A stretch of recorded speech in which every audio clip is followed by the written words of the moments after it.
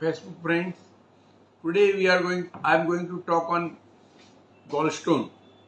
उस पर पित्ताशय में पथरी है. People having a lot of belief and misbelief about the gallstone. Gallstone से क्या होता है, गॉलस्टोन से क्या ट्रीटमेंट करवानी है, ट्रीटमेंट से क्या फायदा होगा, ट्रीटमेंट करवाने के बाद क्या होगा, तो सब मिथ के बारे में बात करेंगे. तो गॉलस्टोन वो डिजीज है जिसमें गॉल ब्लैडर, जो पित्ताशय की थैली बोलते हैं हिंदी में, वो उसमें स्टोन होते हैं.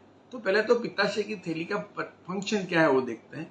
तो उसका फंक्शन कोई एसेंशियल ऑर्गन नहीं है, उसका फंक्शन एक स्टोरेज का है. तो लीवर में से जो पित्त निकलता है, बाइल, वो गॉल ब्लैडर में स्टोर होता है, और जब हम खाना खाते हैं then it will mix with the food और डाइजेशन में हेल्प करता है. तो ये उसका काम है. अभी जो गॉलस्टोन होता है तब उसका फंक्शन कॉम्प्रोमाइज हो जाता है, और उसका फंक्शन है वो बाइल डक्ट, जो पित्त की नली होती है वो थोड़ी डायलेट होती है, बड़ी होती है, और वो स्टोरेज का काम वो करती है. तो बाद में गॉल ब्लैडर का कोई काम रहता नहीं है.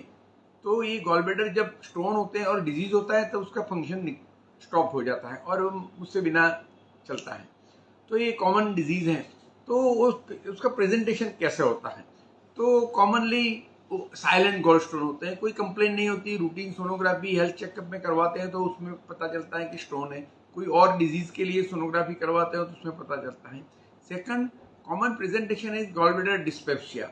वो लाइक एसिडिटी की तरह, पेशेंट को खाने के बाद दर्द होता है, नोजिया होता है, कुछ कभी वॉमिटिंग होती है, डिस्कम्फर्ट होता है, तो वो एसिडिटी की दवाई लेते हैं, तो ये उसको गॉल ब्लैडर डिस्पेप्सिया कहते हैं. वो difficult to differentiated between the stomach and the gall bladder dyspepsia, पर वो उसके लिए तो ये उसके. और थर्ड एक्यूट कोलेसिस्टाइटिस होता है, उसमें गॉल ब्लैडर में इन्फेक्शन लग जाता है और पेशेंट को सीवियर पेन होता है, फीवर आता है, तो वो थोड़ा इमरजेंसी वाला मामला हो जाता है, उसमें इन्फेक्शन लगता है. And fourth complication is an fourth presentation is an jaundice.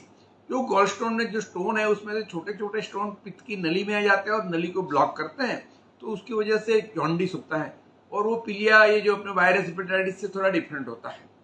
और एक लास्ट ग्रेडेड कॉम्प्लिकेशन बोलते हैं, तो वो नली में जो स्टोन आ गए हैं वो नीचे आते हैं और पेनक्रियाज की नली को बंद करते हैं, तो एक्यूट पेनक्रेटाइटिस होता है. और वो जरा गड़बड़ वाला और सीवियर डिजीज है. वो उसके पेनक्रेटाइटिस के लिए हम कभी फिर बात करेंगे कि वो क्या है, कैसा होता है, पर वो गंभीर समस्या होती है. तो ये सब ये प्रेजेंटेशन है कि गॉलस्टोन से कब कैसे पता चलता है कि गॉलस्टोन है, आपको पेन हो रहा है, जॉन्डिस है, तो we have to look for the gallstone. तो ये गॉलस्टोन डायग्नोसिस कैसे करते हैं? तो कॉमनली अब simple test is abdominal sonography, easily available, very cheap, non invasive, कोई तकलीफ नहीं होती, और आराम से जो रेडियोलॉजिस्ट वो पिकअप कर लेता है कि गॉलस्टोन है, कितने स्टोन है, कितने साइज के हैं, गॉल ब्लैडर में इन्फेक्शन है कि नहीं, कोई इम्पैक्ट स्टोन हुआ है कि नहीं. सेकंड, जो नली में स्टोन है उसके लिए ये एब्डोमिनल सोनोग्राफी की सेंसिटिविटी थोड़ी कम होती है. एक्सपर्ट सोनोलॉजिस्ट होता है फिर भी 80% सक्सेस रेट होता है. तो व्हेन सस्पेक्ट करते हैं कि नली में स्टोन है, पेशेंट को जॉन्डिस हुआ है, पेनक्रेटाइटिस हुआ है, तो उसके लिए दो टेस्ट है. एक एमआरसीपी, एमआरसीपी बोलते हैं, और एक एंडोसोनोग्राफी. उसमें वो both are very sensitive test. Endosonography is more sensitive than MRCP, पर उसमें नली में स्टोन है कि नहीं उसमें से हम डायग्नोसिस कर सकते हैं.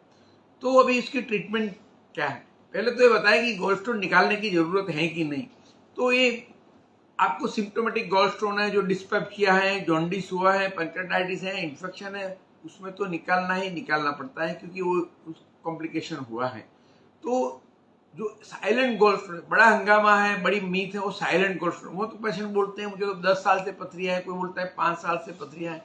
तो उसमें प्रोबेबिलिटी करते हैं तो वो हर 1 और 2% पेशेंट को हर साल कुछ ना कुछ कॉम्प्लिकेशन होता है.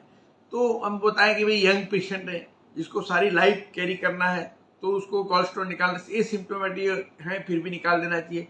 पेशेंट है कोमॉर्बिडिटी, सपोज पेशेंट है डायबिटीज, इम्यूनो कॉम्प्रोमाइज है, कोई कीमोथेरापी ले रहा है, कोई स्टेरॉइड ले रहा है, ऐसे पेशेंट को chances of complication is more. So वो पेशेंट को भी एसिम्प्टोमेटिक गॉलस्टोन है तो निकाल देना चाहिए. एंड आके you can wait and you can observe, पर ये कभी कोई दवाई से कभी ये गॉलस्टोन डिसअपियर नहीं होगी और कभी ना कभी प्रॉब्लम करेंगे. और जो वेरी कॉमन डिजीज है नॉर्दर्न इंडिया में, कि जहाँ गंगेज बेल्ट बोलते हैं यूपी में, दिल्ली के आसपास बहुत से गॉल स्टोन होते हैं, तो ये लॉन्ग स्टैंडिंग गॉल स्टोन रहता है गॉल ब्लैडर में, और उसके इरिटेशन की वजह से उसमें गॉल ब्लैडर कैंसर होने की पॉसिबिलिटी रहती है।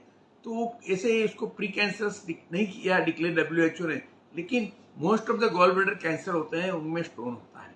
तो ये एक लेट और रेयर कॉम्प्लिकेशन है, पर ये सब है। तो सिम्टोमेटिक गॉल ब्लैडर स्टोन है तो उसको निकालना ही, और उसके लिए best treatment today is the laparoscopic cholecystectomy, जो पेट में 4 पंक्चर करके करते हैं, और ये 1 डे हॉस्पिटलाइजेशन है, second day patient can go home, 4-5 days के बाद ऑफिस अटेंड करेगा, और सिंपल सर्जरी है, कोई डिफिकल्टी नहीं है। और पेशेंट को ऐसा होता है कि बिलीफ है कि भाई हम गॉल ब्लैडर निकाल देंगे तो उसके बाद खाने में क्या दिक्कत होगी, हम फैट खा सकेंगे कि नहीं।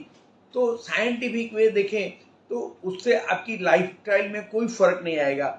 आप जो खाना खाते हो पहले सर्जरी के पहले वो खा सकते हो, क्योंकि आपको गॉल स्टोन है उसमें गॉल ब्लैडर का फंक्शन है ही नहीं, आप बिना गॉल ब्लैडर तो जी रहे हो, तो निकालने से कोई प्रॉब्लम नहीं होता कि आपकी लाइफस्टाइल में कोई फर्क नहीं पड़ता है। कोई बताता है कि मैं फैट खाता हूँ तो मुझे प्रॉब्लम होता है, मुझे ये होता है, वो इससे रिलेटेड साइंटिफिक कोई एविडेंस नहीं है कि गॉल ब्लैडर निकालने से आपकी डाइजेस्टिव सिस्टम में कोई फर्क आएगा। Patient can have normal eating and normal exercise सब कर सकते हैं। तो ये आप हमारे पास पेशेंट होते हैं कि सर हमारे रिलेटिव बोलते हैं कि भाई ये निकालना नहीं, निकालने के बाद खाना में तकलीफ होगी। मैंने बताया कि कोई डॉक्टर बोलता है आपको कि नहीं निकालो, नहीं, पर पीपल में बिलीफ है तो आप बिलीव नहीं करो। आपको सिम्टोमेटिक गॉल स्टोन है तो अच्छा सेंटर, अच्छी हॉस्पिटल देख के लेप्रोस्कोपी कोलेसिस्टेक्टोमी करवा लो, क्योंकि उसके कॉम्प्लिकेशन थोड़े डिफिकल्ट हैं। Thank you very much for kind attention and patience hearing. Okay, 7 minute.